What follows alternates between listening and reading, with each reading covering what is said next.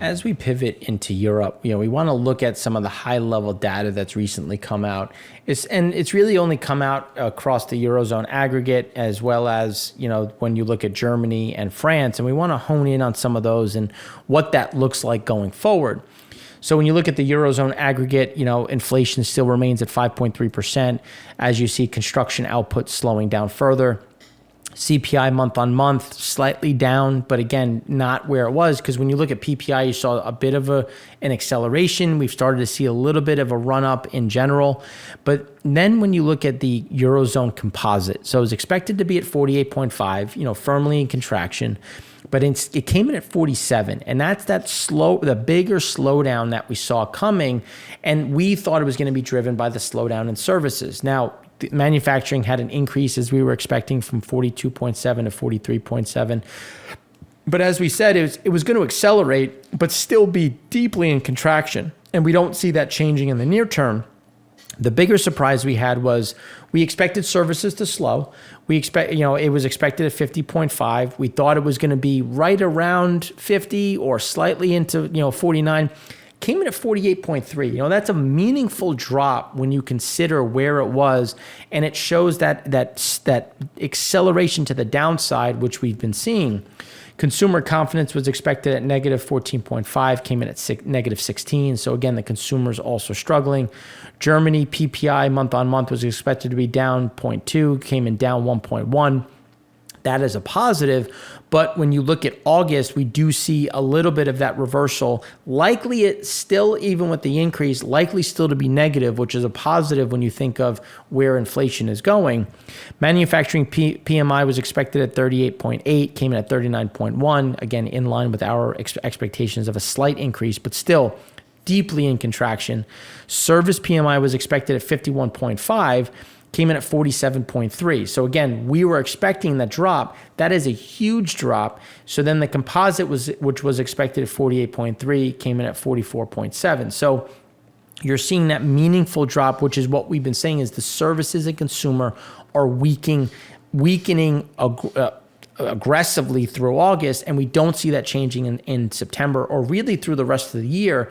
And this is that crack that we were waiting for when you look at that real estate, the retail sales side and the consumer.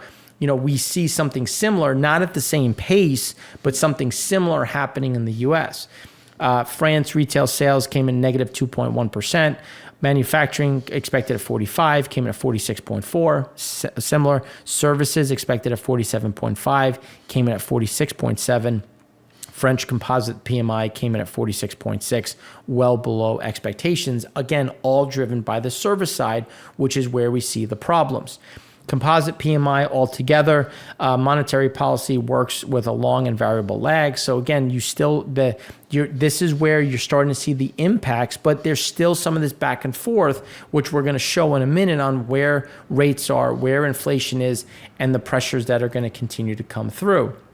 New orders, again, a leading indicator when you look at Eurozone composite, showing a more contraction, but input prices slightly ticked up. That's an important piece, and that's the issue that we're seeing, because it's not only the U.S. that is seeing a little bit of that increase, it's also in the Eurozone, which hasn't gone negative yet, and now you're starting to see that go up even as orders are falling. So then when you start looking at the composite and then GDP, that's where you're starting to see that pull down, which is why we believe that Europe is in a recession, and you're going to see that start to play out more aggressively in Q3 and as well continue into Q4. Eurozone composite PMI, you get an idea of the drop.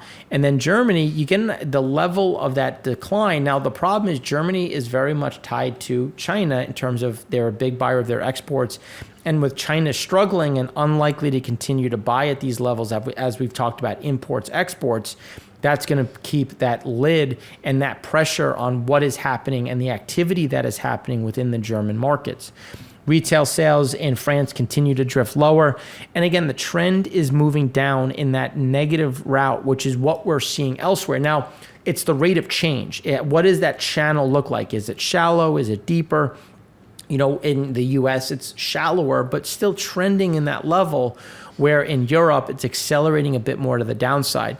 PPI in Germany had a nice drop. We do see a little bit of that turning around, but not enough to go back into expansion or positive territory. And again, keeping some of that pinned.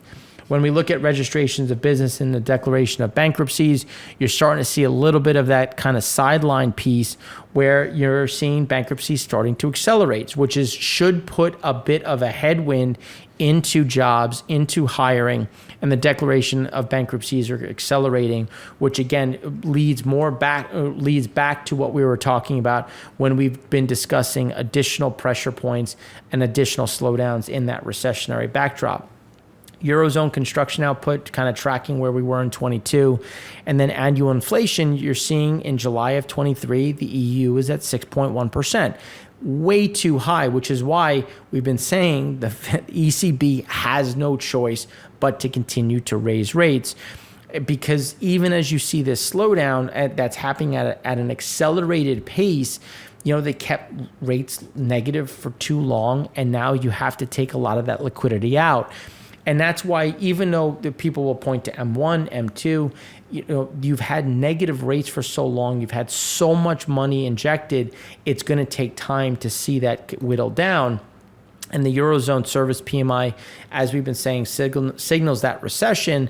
And just using Germany as an example, because it is the largest economy in the region, you're getting an idea of just how aggressive that recession it looks at to this point and why we see it staying here. Now, we don't see a huge additional drop in services here. As we were saying, it's going to go down and then kind of flatline and stay a bit sideways here, but still create that recessionary backdrop in the Eurozone economic backdrop. Outstanding business in German, and this is again that leading indicator, outstanding business for German services, steeply in contraction. French services, steeply in contraction. But the leading indicator for the outstanding business, what business is to come, is negative, pulling things down further. France, incoming new business, steeply negative as well. Mirroring similar to what we saw in Germany, not as bad, but still moving in the wrong direction, a leading indicator of activity to come, which again showing that slowdown with German manufacturing kind of flatlining, but still at a very deep contractionary standpoint. New orders on the manufacturing front came in at 32.4. Again, leading indicators showing that there's, manufacturing may not go down further, but there's no new orders. It's, new orders are still contracting. And a lot of that is connected back to the problems in China, the pressures in China there, just as the pressures in other markets that they sell into. French manufacturing PMI stabilizing, but at that reduced level. And then when you look at French new orders, steeply negative, future output, steeply in contraction. And again, we're just showing the problems that are there and why Europe's already in a recession. That is going to hit other areas as well, but it's just you're seeing that pressure point in general when you look at Europe. Now, looking at that and now pivoting to Asia, we're going to take a look at what's happening in China, Japan, South Korea, flows in general as we continue to see pressure on some of those expectations for economic growth within the region.